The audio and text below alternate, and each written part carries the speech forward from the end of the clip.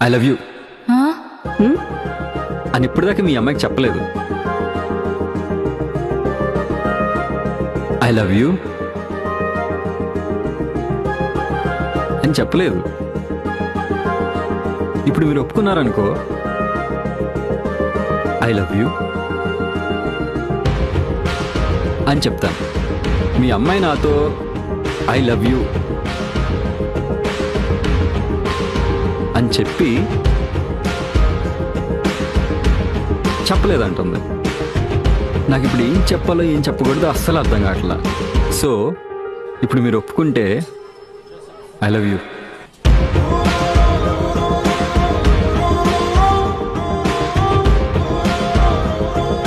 అని చెప్తాను.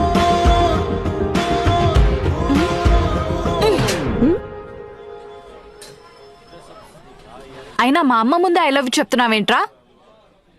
ఇంకొకసారి ఇలా చెయ్యొద్దు. సర్లే, ఐ లవ్ యూ టూ.